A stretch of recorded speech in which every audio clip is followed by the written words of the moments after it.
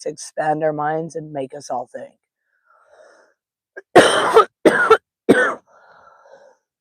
And apparently shake the matrix by coughing this morning. Don't mind me.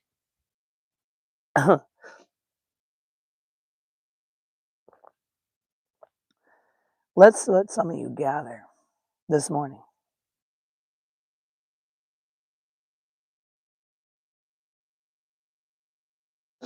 And as we do that, I'll get my voice ready to talk. So grand risings and thanks for being here.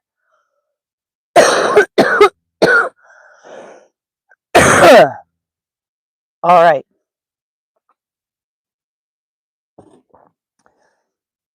Well, let's all turn I am that I am on. How is it going, Indigo? Thank you. This morning, I've observed my body I've got this thing on in my neck growing.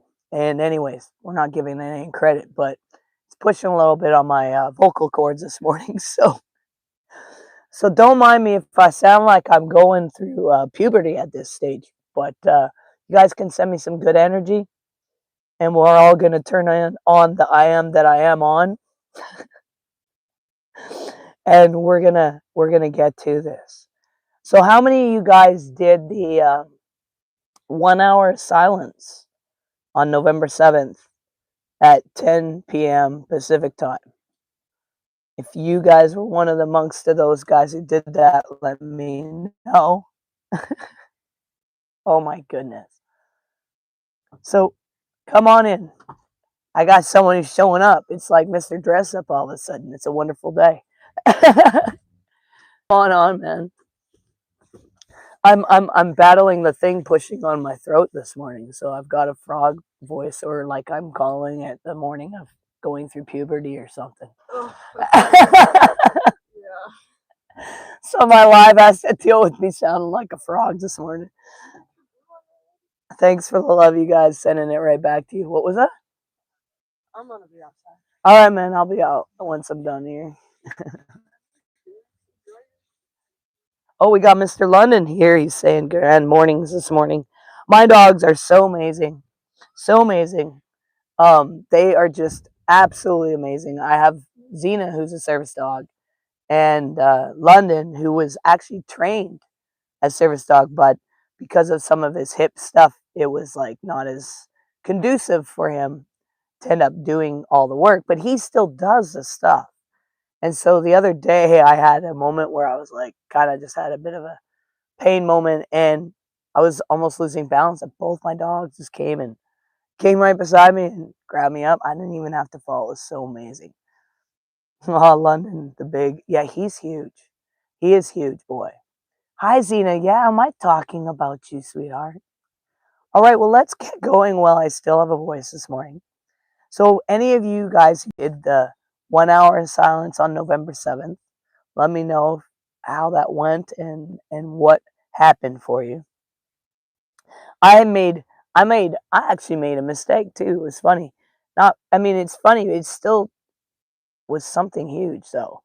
But I had literally been on Pacific time, but then I moved spots and it put me into mountain time, and I had no clue, because when you're living in the wilderness off grid, you're not paying attention to that. But it didn't seem to matter. It's still, we saw something. And so if any of you guys joined in and you had an experience, I would love to hear that, which then got me to the reality of going, wow, okay. If we experience something in that, what else? So be still and know. You know, those words, they've echoed through time. And I started looking at that and going, man, what do we do when we're feeling overwhelmed? What do we teach our kids? We teach them the stop moment, to go take a deep breath, to sit for a moment. But I don't realize, I don't think we realize the importance of silence and stopping and not feeding the system, not turning our phones on, and not turning the electronics on, but just stopping, you know, whether it's painting or sitting in nature, but sitting in silence. Unity is power. It is. So those words of be still and know, they've gone from monasteries carved in stone. I've found pieces of hieroglyphs all over this country that show this space of silence. It's been to the soft hum of forests untouched by man. Silence is the one thing that when I'm in the wilderness, that even me and my dogs being what they are, that wildlife will come to us. Lennon grew up playing with the white desert fox as a pup. My dogs aren't barkers unless there's something to bark about. So silence is not empty. It's powerful. I've sat in silence in front of guns that threatened to blow my head off. But the words I spoke was I would sit here in silence, not here by judgment, but here to listen. And then I would go down on my knees and sit in silence. I'm here to tell you that story. So that tells you something. I look now and I go, man, my boy's father, my husband, my ex, who's passed away, he was a powerful man and I didn't even realize it. Because he was a man of silence, few words. But silence is not empty. It's the architecture of creation itself. I met with that man in the realms when I left this body and found the existence of what we know now. And thankfully, I got to speak these, or not even speak, but I got to just look at him. And our words just in our minds in these realms we don't need words. We're in silence. Because everything is just there. We are in one. Hmm.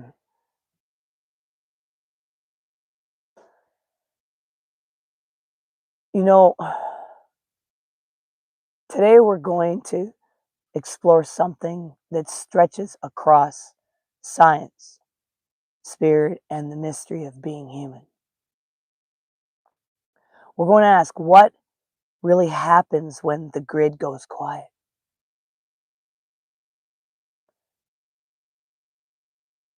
We're not doing the Mom 420 show on here anymore, but that's for a different discussion. But I'm not against plant medicine at all. It's completely amazing and completely good. And it's things I use to help my health all the time. But that's not what we're focusing on today. So I'm not ignoring you.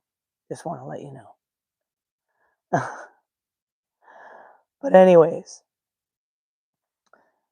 for the real ones, we've got NPCs in here, and that's okay. We know what that's all about, don't we now? But we know that silence is what happens when we go silent. Not just the power grid, but the invisible one. The digital hum that surrounds us, the electromagnetic web that whispers through every wall, every tower, every satellite above our heads.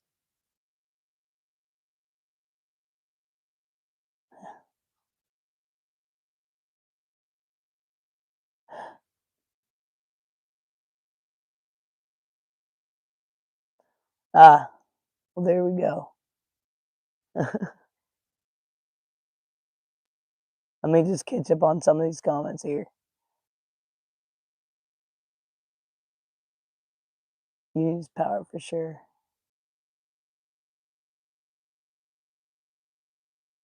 Hey, Mudnix. Probably guessing left. There you go, right?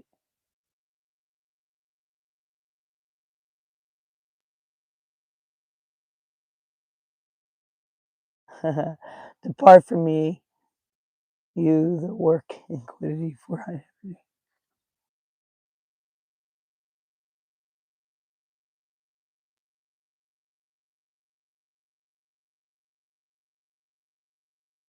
Now, hang on.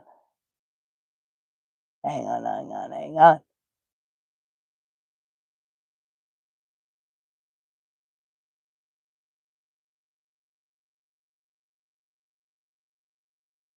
That's right. There shall not be found among you anyone that maketh his son or his daughter to pass through the fire, unsee his division, observer of time, or an enter.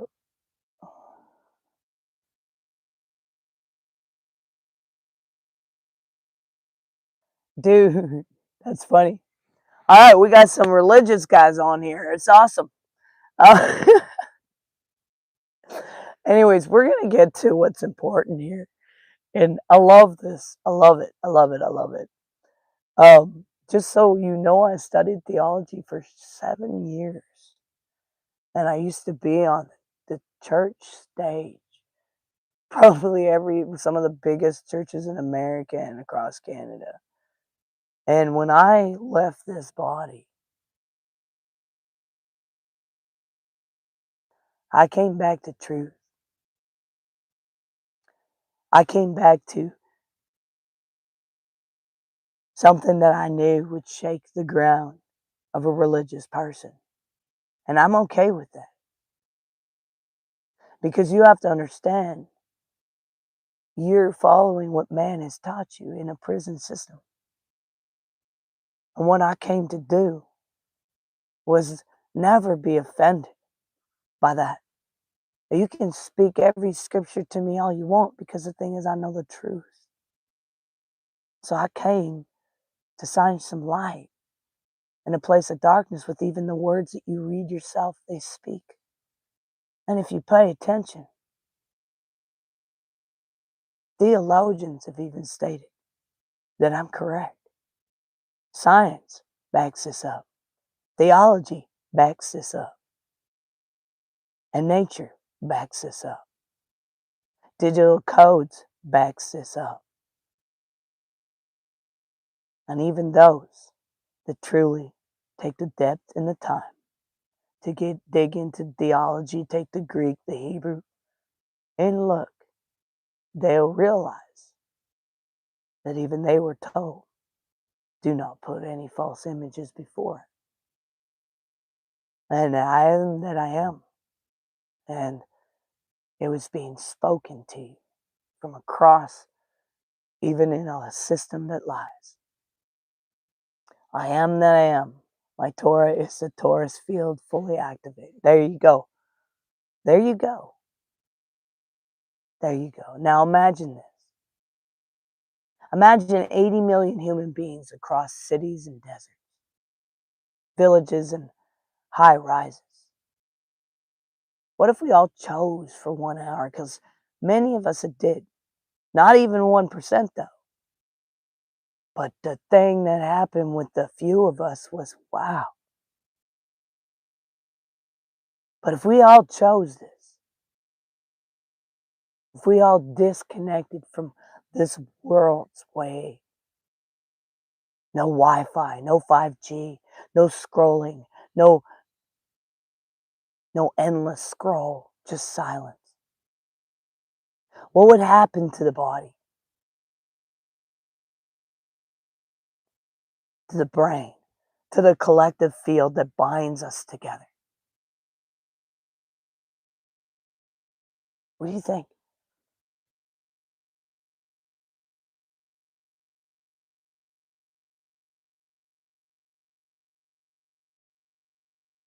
The body's reboot, electromagnetic relief. Modern science has quietly admitted that the ancients already have known these things. It's in our ancient texts and our ancient stories that we are these electric beings. And science has proven this. Every heartbeat is a current. Every thought is a spark. Every cell is a tiny, you know, cavitate. It's like you are this intense electrical magnetic field.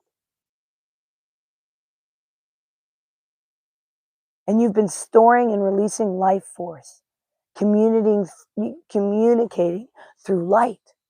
You think it's through words. Our world, however, is drenched in artificial frequencies.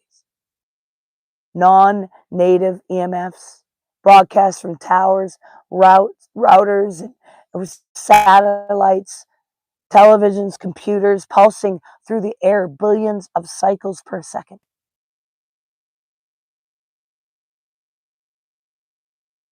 You see, the human nervous system operates at a few dozen, yet we bathe in billions. And the body, it struggles to adapt. Research even shows chronic exposure disrupts our calcium channel, increases oxidative stress, focus life force energy. I am focused life form energy, and I can tell by the projection of physicality, right? Exactly. And it confuses the delicate electrical language of our cells. But when the grid goes quiet,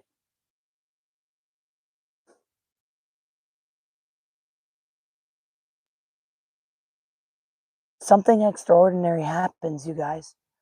And like, we were not on anything. We just sat in silence, and other people that were doing this, we all saw the exact same things. Fragments, fractals, Mandela light forces spinning, glitches in the system, digital codes. I began to weep because I realized that there was barely any of us doing this, but that was doing that much. And all it takes is 1% to collapse it all. And I got to see this is true.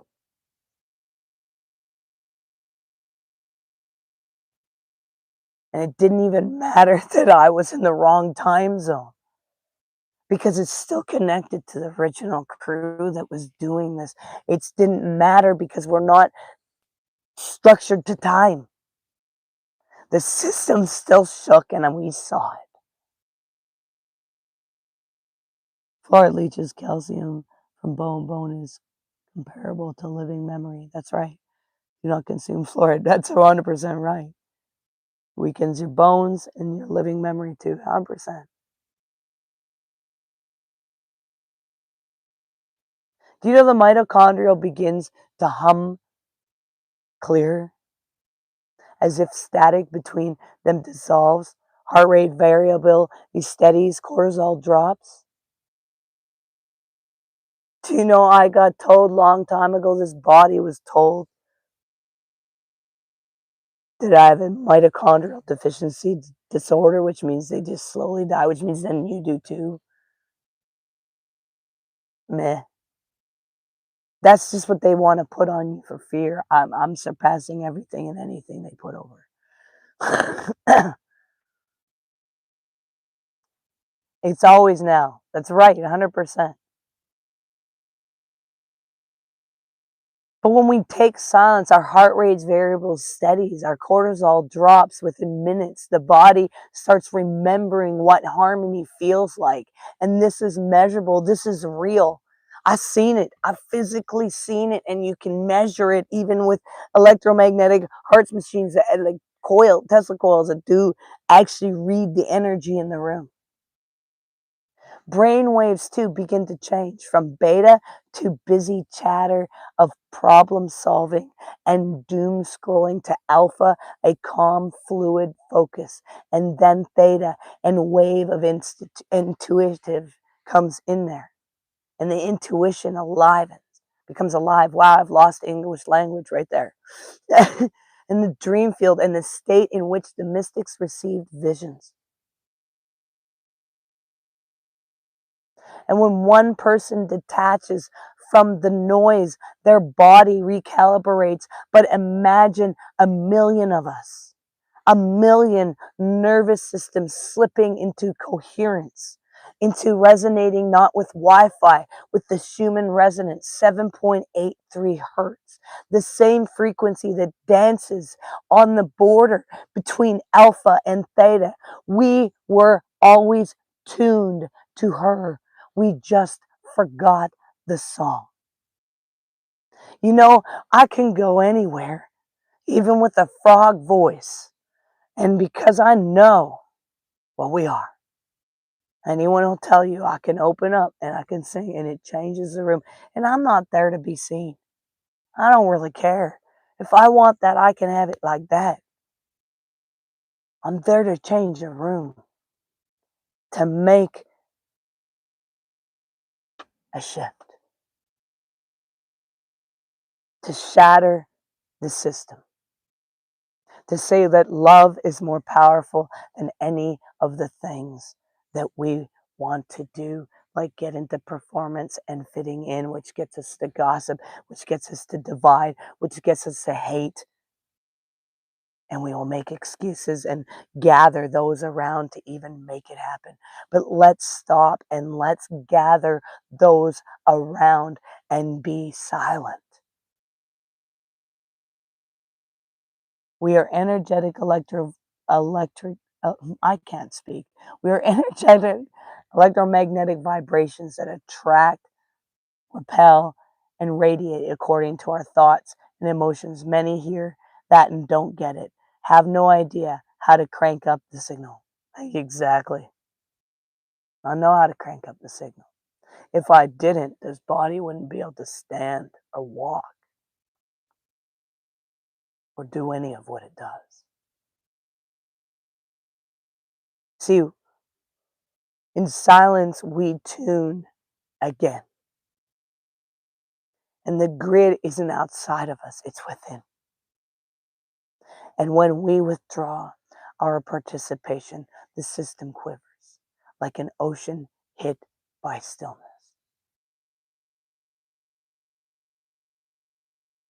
The mind detoxes dopamine and clarity. No, thanks. See, our devices are not tools. They are extensions of machine mind, beautiful, seductive, and wired to reward addiction. And every notification is a microdose of dopamine. And every scroll is a loop of craving. Science calls it a variable reward system, the same mechanism casinos use to keep gamblers hooked. And when we unplug, our brain panics. We reach for the phone. We crave the hit. We crave the chaos. But the silence feels strange. And as though we're missing something important. But what we've been missing is not connected to distraction. And once we pass the withdrawal, the mind begins to clear. And that is why we saw what we saw. We're not blinded anymore. We see. We see. We see. And we know how to walk in it.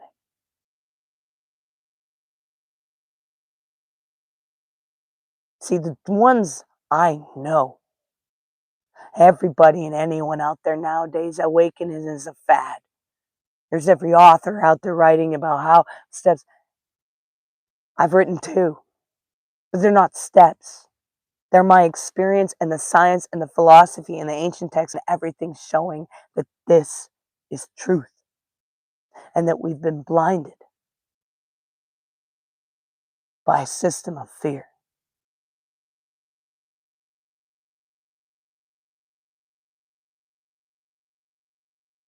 You know the saying, know thy enemy. Well, then if you don't have no enemy, you know thy enemy now, don't you? Even if they drew the line, that's them. You didn't, and you know them.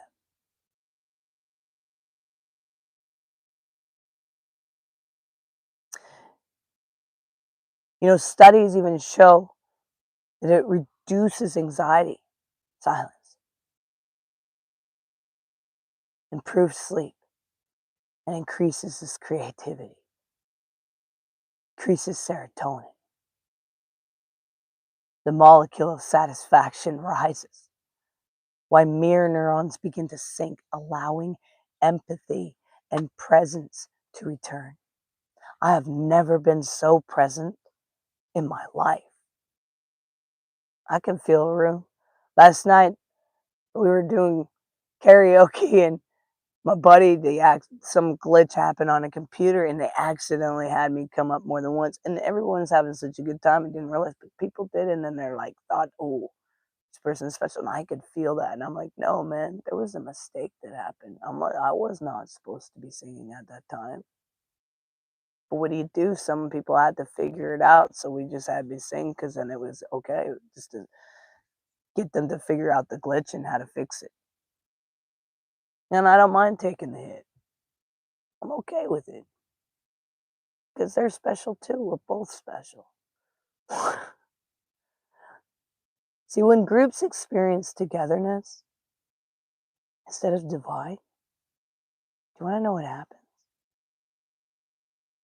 A wave of coherence spreads. So the choice is yours. What do you want to be?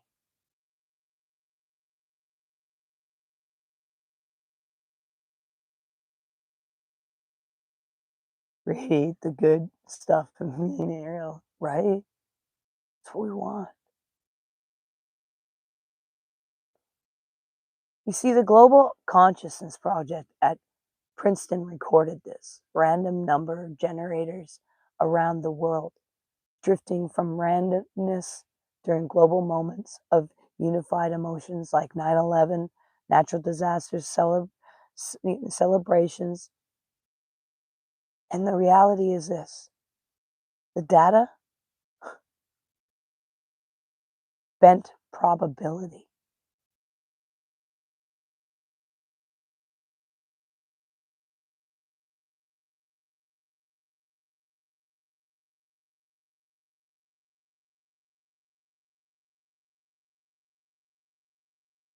We are the only thing in the way of our freedom.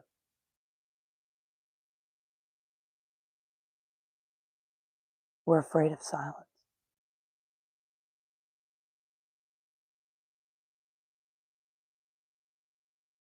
Now, all of those who've been talkers, who were offended at those, or trying to always get those ones that were silent to talk,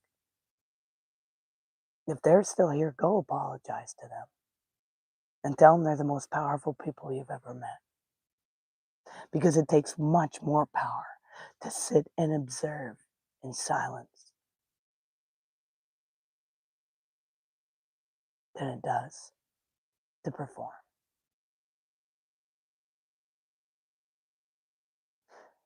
If we had millions of us go into silence with intent, the sensors would detect it, a measurable dip in chaos and a surge of order as human consciousness itself reshaped reality. We are not isolated observers. We are nodes in a vast living field. Listen to my voice. Why do you think the system would put things in this area that grow into silencing my voice if I wasn't speaking truth? We are not isolated observers. We are nodes in that vast living field. And when we go silent, we amplify the field. We open the pineal gland, the eye behind the eye. We decalcify. We begin to perceive what has always been here, right here this whole time. A holographic web of light built from intention.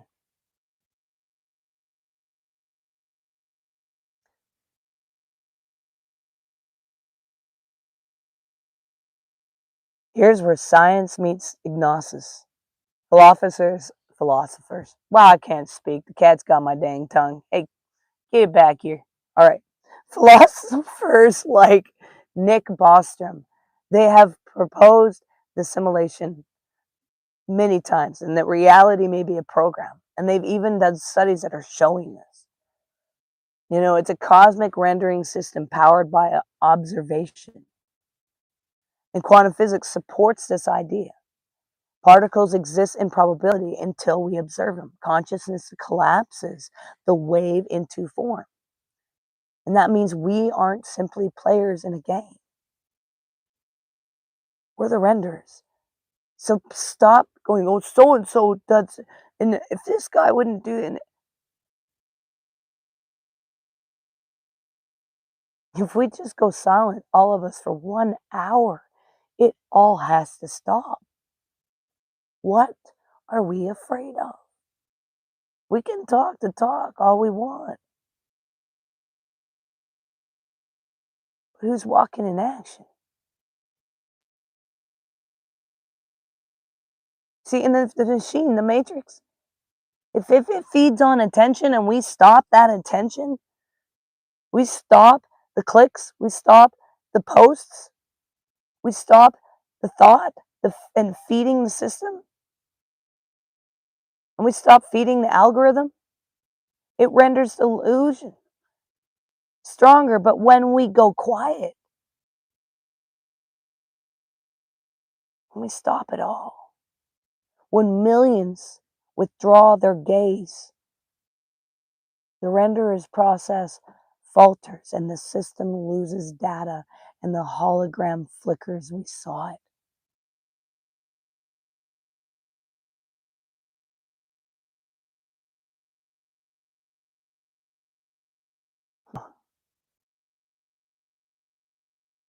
That's why quantum physics is like breaking through. But when we go quiet, guys, see what you call a pixelation, that strange distortion of light and perception. That's the moment the system glitches, the boundaries of illusion thin, and the veil becomes transparent. See the gnosis language. This is the collapse of the archaonic web, the counterfeit frequencies maintained by the demerge, the false light that traps souls in loops and consumptions and fear. See, the gnosis never said the world was evil. They said it was an imitation, a projection of divine light filtered through ignorance. And when the spark of divinity, you and me, all of us, withdraw the attention from the limitations and the imitations, the false code collapses. Silence becomes rebellion, not with anger, but with absence. We starve the system by no longer feeding it with fear. And the real begins to break through. Why is silence so different? Why, even when we know, do we reach for the noise? Because silence mirrors the infinite, and infinity terrifies the ego. Now, Kierkegaard called it the dizziness of freedom. Psychology calls it existential dread. Mystics call it the dark night of the soul.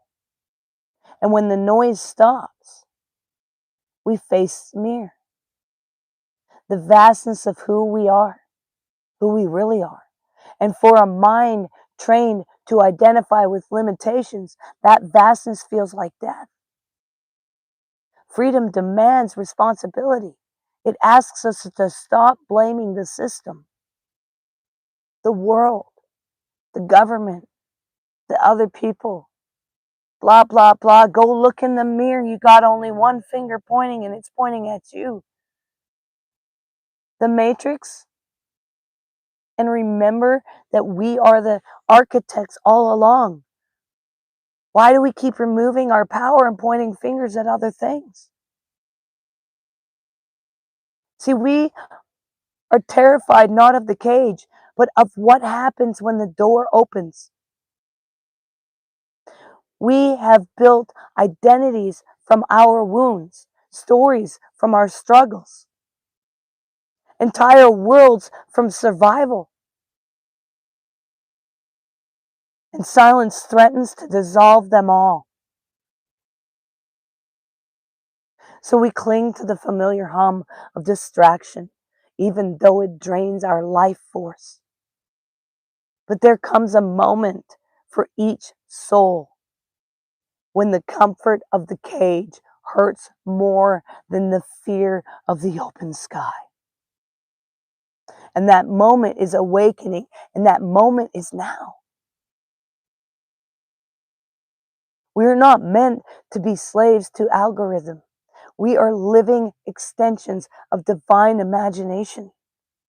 The mind is a translator, the soul, the origin. And when we surrender to stillness, the translator finally quiets so the original origin can speak.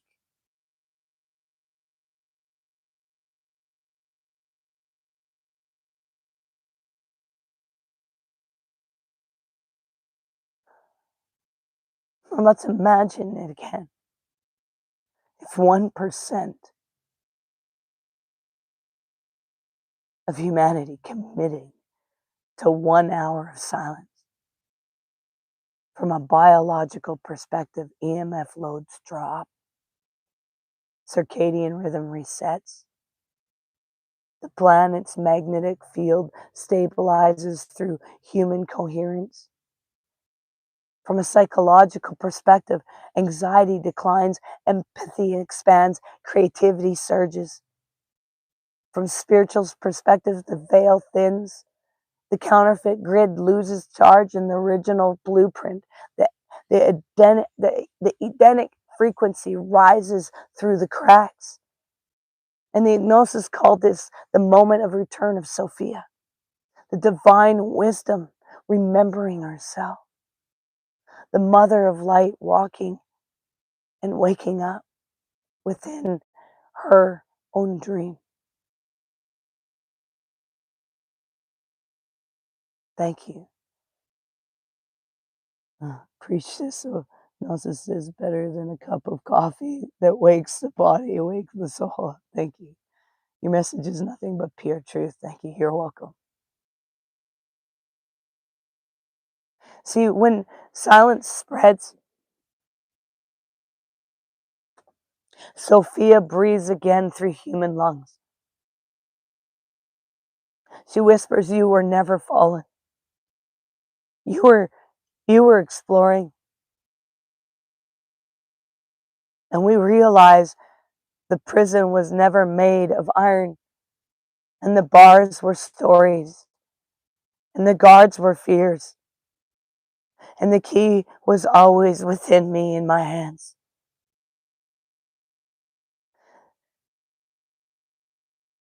So what happens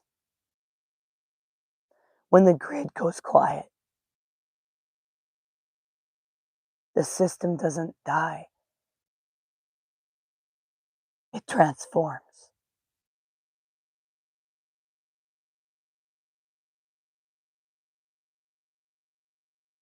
It transforms.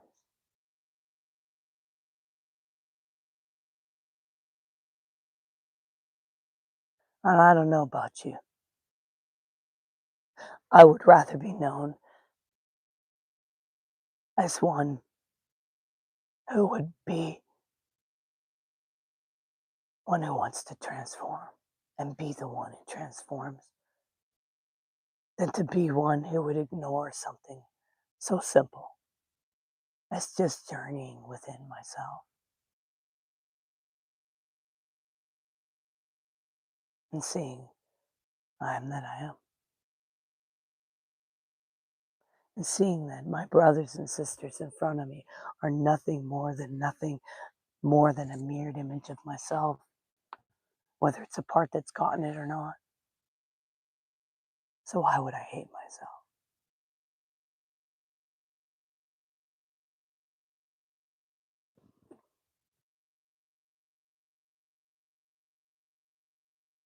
You're welcome. Well, make sure you do one thing towards your dreams every single day. It brings you one step closer.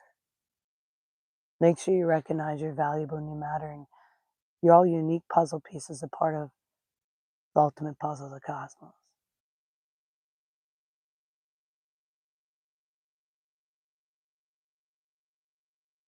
Peace and love. Make sure you do one thing every day. The one thing I ask you to make sure you do is ask yourself, what are you willing to do to be free? You're welcome. You're welcome back. Thank you, all you beautiful beings, for being here, my beautiful brothers and sisters. We're one. Let's remember that. Let's be the change. And even when it's hard.